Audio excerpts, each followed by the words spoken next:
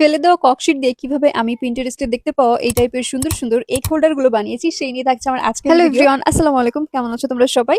ডেকো paper এবং moulded ক্লের সমন্বয়ে আজকে থাকছে আমার নতুন আরেকটা ভিডিও। আই হোপ তোমাদের এই ভিডিওটা অনেক বেশি পছন্দ হবে। এই এগ হোল্ডারটা আমার অনেক দিন হলে বানানোর ইচ্ছা ছিল, কিন্তু এটার বেস কিভাবে ক্রিয়েট করবো সেটা আমি একদমই বুঝতে পারতেছিলাম না। প্রথমে আমি প্লাস্টিকের যে ডিমের কেস আছে সেটা নিয়েছিলাম, বাট ওইটাতে বেসটা ভালো হচ্ছিল না। পরে আমি এই কেসটা নিয়েছি এবং এটাতে খুব সুন্দর মতো একটা শেপ করে নিয়েছি। এবার মেইন এগ হোল্ডারের স্ট্রাকচারের জন্য আমি ব্যবহার করছি মোল্ডেড ক্লে। এই ক্লেটা তোমরা পেয়ে যাবে মিনিস আর্ট গ্যালারিতে। আমি ওদের পেজের নামটা ক্যাপশনে মেনশন করে দিয়েছি। তোমরা যদি চাও এখানে কিন্তু ডোজেনের ক্লেটাও ব্যবহার করতে পারো, কিন্তু যেহেতু এটা অনেক শক্তপোক্ত প্রয়োজন তাই আমি মোল্ডেড ক্লে ইউজ করতে। অনেক সময় দেখা যায় যে এই প্যাকেটগুলো ডেট এক্সপায়ার থাকে অথবা ভেতরে অনেক শক্ত থাকে। তো তোমরা যদি ভালো কোয়ালিটির ক্লেটা নিতে চাও তাহলে কিন্তু অবশ্যই মিনিস আর্ট গ্যালারিতে কন্ট্যাক্ট করতে পারো।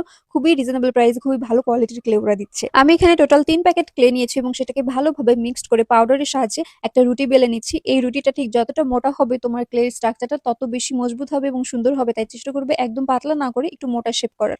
আর তোমার যদি মনে হয়ে থাকে তুমি এখানে ডোজনের ক্লে ইউজ করবা, সেটাও করতে পারো, কোনো সমস্যা নেই। এই এগ হোল্ডারের সাইজ হচ্ছে 4 ইঞ্চ বাই 7 ইঞ্চি। তো তোমরা যদি এরকম একটা শেপে করো তাহলে খুব কিউট একটা শেপ হবে। বড় করতে পারো বা ছোটও করতে পারো। এখানে টোটাল 6টা ডিম আটবে। আর আমি এবার ক্লের বেসটাকে নিয়ে উপরে সেট করতেছি। টোটাল এখানে 6টা ডিম রাখবো, তো আমি আবার ডিম নিয়েও এখানে হচ্ছে শেপগুলো করে নিচ্ছিলাম যাতে ডিমগুলো এখানে ভালোভাবে সেট হয়ে যায়। আর মোটামুটি একটা সুন্দর ফিনিশিং আসার পরে আমরা এটাকে শুকানোর জন্য অপেক্ষা করব। মনে রাখতে হবে শুকানো না পর্যন্ত কিন্তু নিচের ককশিটটা সরিয়ে ফেলা যাবে না, কারণ এই ককশিটের শেপটাই আমরা ক্লের শেপে পরিণত করব। তারপরে অবশিষ্ট যে ক্লে ছিল সেটা দিয়ে আমি দড়ি পাকিয়ে চারপাশে বর্ডার করে দিচ্ছি যাতে আরেকটু দেখতে বেশি সুন্দর লাগে। এবার এগ হোল্ডারটাকে ধরার জন্য আমি দুই পাশে 2টা হ্যান্ডেল অ্যাড করতেছি এবং এটা যখন একবারে শুকিয়ে যাবে তখন আমি এটার উপরে ইউজ করতেছি হচ্ছে হোয়াইট অ্যাক্রিলিক কালার। তোমরা কিন্তু এখানে জেসও অ্যাপ্লাই করতে পারো।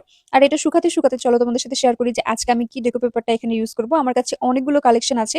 এখানকার প্রত্যেকটা ডেকো পেপারের কালেকশন অনেক বেশি সুন্দর এবং প্রত্যেকটা ডিজাইন অনেক বেশি সুন্দর। তোমরা যদি এগুলো নিতে চাও তাহলে অবশ্যই মিনিস আর্ট গ্যালারিতে যোগাযোগ করতে পারো। এই ডেকো পেপারগুলো কিন্তু সব জায়গায় ব্যবহার করা যায়, মানে পুরোনো আলমারি থেকে শুরু করে অনেক ডিআইওয়াই কিন্তু আমি তোমাদেরকে করে দেখিয়েছি।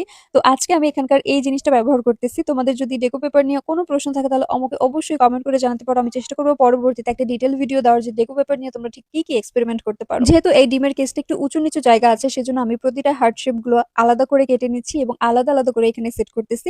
বাট যদি এটা কোনো প্লেন সার্ফেসে তোমরা ব্যবহার করে থাকো তাহলে কিন্তু অবশ্যই কোনো কাটার প্রয়োজনে তোমরা ডিরেক্ট অ্যাপ্লাই করতে পারো। পেপারগুলো সেট করার পরে আমি বর্ডারটাকে রেড কালার করে নিয়েছি যাতে এটা হাইলাইট হয় আর একটু বেশি, এবং তারপরে আমি এটার উপরে একটা লেয়ার দিচ্ছি মিডিয়াম গ্লস দিয়ে। তোমরা চাইলে এটা এখানেই স্টপ করতে পারো, বাট আমি এটাকে ওয়াটারপ্রুফ করবো আর সেজন্য আমি এখানে রেজিন অ্যাপ্লাই করতেছি। তবে একটা জিনিস মাথায় রেখো, রেজিন অ্যাপ্লাই করলে কিন্তু এখানে তোমরা কোনো প্রকার শুকনা খাবার রাখতে পারবা না ডিরেক্ট। আমি এখানে শুধু ডিম রাখতেছি সেজন্য রেজিন অ্যাপ্লাই করতেছি। রেজিনটাকে সুন্দর মতো আমি ব্রাশ করে নিচ্ছি এবং এটাকে আমি 24 ঘন্টা শুকিয়ে নেব এবং শুকানোর পরে এটা হচ্ছে আমার এগ হোল্ডারের ফাইনাল লুক। आओ सिखाऊं तुम्हें अंडे का फंडा, ये नहीं प्यारे कोई मामूली बंदा, इसमें छिपा है जीवन का फलसफा।